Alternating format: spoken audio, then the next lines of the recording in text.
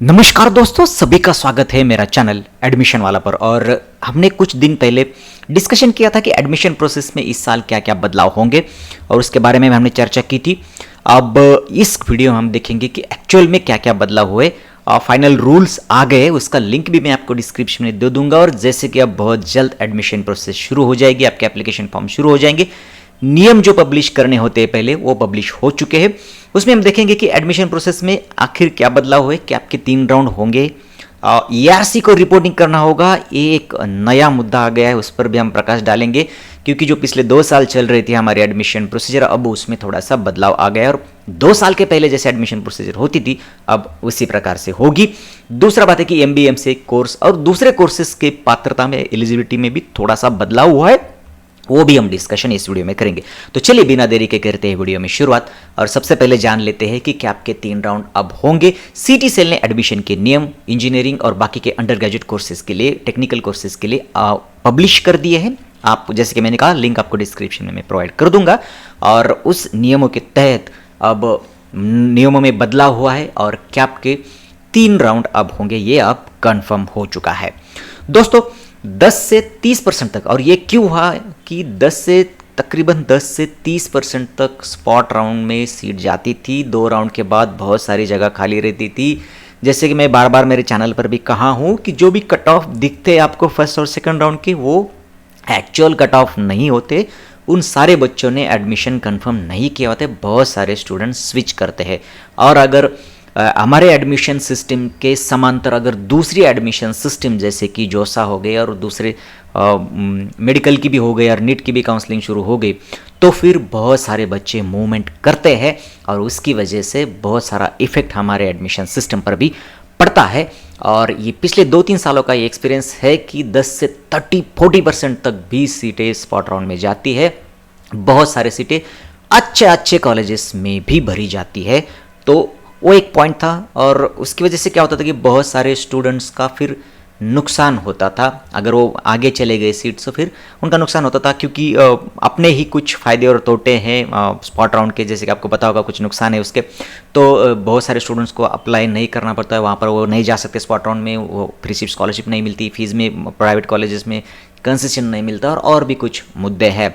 तो ये अच्छा होगा कि एक राउंड बढ़ा दिया है तो एक और मौका आपके पास होगा, एक स्टूडेंट्स के पास और एक मौका ज़्यादा मिलेगा बेटरमेंट करने का और बेटरमेंट में कॉलेज लेने का। वो अपनी स्ट्रैटेजी में और सुधार कर सकते हैं। यहाँ पर 2 राउंड में क्या होता था कि एक राउंड में आपने गलती कर दी तो सिर्फ एक ही राउंड आपको सुधार करने में था। और जैसे कि हमने कहा, बहुत ही क्रूशियल स्टेज होती है ऑप्शन फॉर्म भरना और उसमें बहुत सारे स्टूडेंट हर साल गलती करते हैं। तो एक राउंड हमारा बड़ा है, ये कंक्लूजन है और ये कन्फर्म है।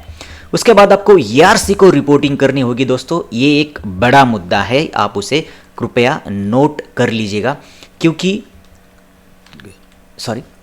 तो ये एक बड़ा मुद्दा है कि आपको ईआरसी में आप जाना पड़ेगा। और ईआरसी क्या है? तो एडमिशन रिपोर्टिंग सेंटर है।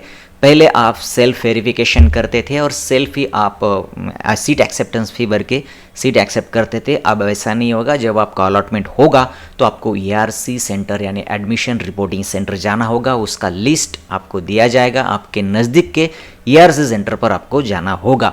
और उसके बारे में जैसे कि अगले वीडियो में डिस्कशन करेंगे, पूरी एडमिशन सिस्टम में फिर से एक बार डिफाइन करूंगा नए नियमों के तहत, ताकि मैंने इसकी वजह से पहले वीडियो नहीं डाला था। मुझे पता था कि नियम में बदलाव होने वाला है तो मैंने इसलिए वीडियो नहीं डाला था। अब मैं पूरा वीडियो स्टार्ट टू एंड तक एडमिशन सिस्टम करेक्टली कैसे होगी ये आपको डिफाइन करूंगा। उसमें ये ईआरसी का मुद्दा भी हम उसमें कवर करेंगे। तो आपके मन में बहुत सारे अभी शंका होगी कि ईआरसी क्या है, फिर कैसे जाना होगा, कब जाना है, वहाँ पे क्या करना है, सब कुछ हम अगले वीडियो में देखेंगे। आप इस वीडियो में सिर्फ ये आपके मन में रखिएगा कि ईआरसी सेंटर आपको जाना है और एक नई प्रक्रिया उसमें ऐड हो गई है। सीट एक्सेप्टेंस की जो प्रक्रिया है अब ईआरसी करेगा और ये महत्वपूर्ण बदलाव है जो आप कृपया नोटिस कर ले। थोड़े से बदलाव हुए एमसीए के कोर्स के पात्रता के में। तो वहाँ पे पहले बीसीए का चाह था, अब उसमें BSc IT, BCSC, BTech CSC, BIT, BTech IT और इक्विवेलेंट डिग्री, ये भी उन्होंने ऑप्शंस उसमें इंक्लूड कर दिए हैं। उसके साथ साथ सीटी का जो था उसमें यहाँ पे एमसीए सीटी था, यहाँ पे सिर्फ उन्होंने सीटी कहा है। बाकी छोटे मोटे बदलाव के आप रेफर कर सकते हैं। उनका इन्फॉर्मेशन ब्रोशर अभी आना है, जब आएगा तो उसमें भी ये बदलाव आपको साफ दिखाई देगा। तो एक छोटा सा बदलाव उसमें था जो उन्होंने उसमें ऐड किया है। डिटेल आप जैसे मैंने कहा डिस्क्रिप्शन में लिंक दे दूंगा, आप वहाँ जाकर उसे देख सकते हैं। एमबीए के बारे में भी एक महत्वपूर्ण बदलाव हुआ है।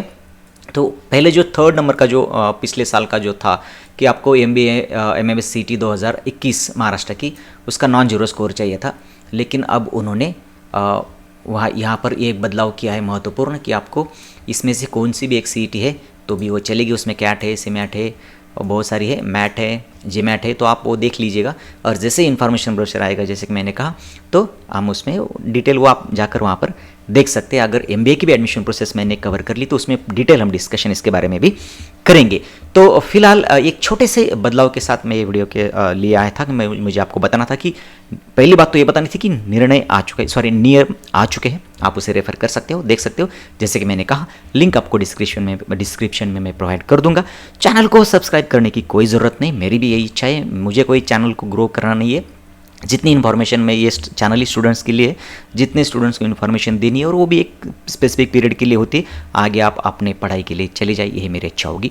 रुकेंगे यहाँ पे, फिर मिलेंगे किसी नई वीडियो में, तब तक के लिए नमस्कार।